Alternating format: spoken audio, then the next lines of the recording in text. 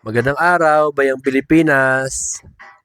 Ayan, ganyan ang mga pangyayari sa loob ng office namin kapag walang nagsisipasok. Konti lang ang pumapasok. Binibiro ko ngayon sila, kako itong mga pumasok na to, mga hapit-napit to, mga walang pera to. Pero syempre, sarcasm lang yan. Sarcastic lang.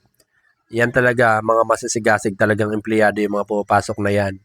At doon naman sa ibang mga empleyado namin na tatamaan, pasensya na kayo. Pero yun naman talaga ang katotohanan, hindi lang naman sa kumpanya natin. Sa buong Pilipinas yan. Ang empleyado namin dito sa MFR Trading Office, 30 ang pumasok 16. Nasaan yung 14? Ito ang ang salamin ng kabuuan. Buong Pilipinas naman din to nangyayari. So kapag December, mahaba ang holidays, mahaba ang bakasyon at nakatanggap pa sila ng mga bonuses sa 13 month, hindi na nila alam kung saan nila gagastin. Inaasahan nila o iniisip nila sobrang pera nila yon. Ang ginagawa, umuwi sa probinsya, uuwi yan sila ng 23, babalik yan ng mga January 10. So ang haba ng mga bakasyon nila, para alam mo talaga na ubos na ubos talaga yung sobrang pera, yun yung pagkakalam nila, sobrang pera yun eh. Dito naman yung ibang empleyado namin, dahil may mga pera, naglalasing, hindi nila alam kung paano nila gagawin. So, nilalaklak na lang nila na binibili ng alak. Pag hindi nakapasok, so absent. Yung iba naman, nakahawak na ng pera, paalam na lang sa'yo, boss, January nila ako papasok. May pera eh.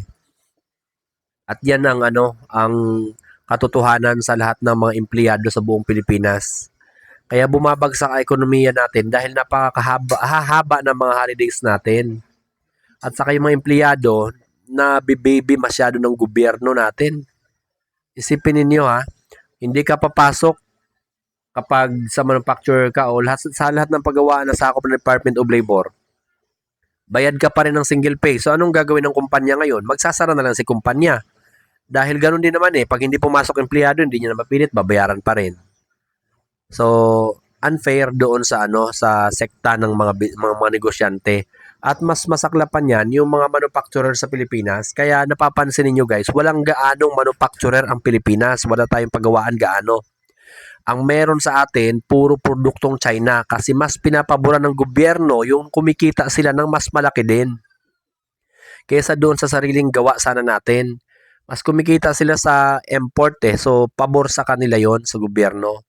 Binibigyan pa nila ng mga tax incentives yung mga nag-import instead na pag-aralan sana nila yung mga hindi magandang patakaran ng gobyerno kung bakit ayaw magtayo ng mga pagawaan ang mga investor sa Pilipinas.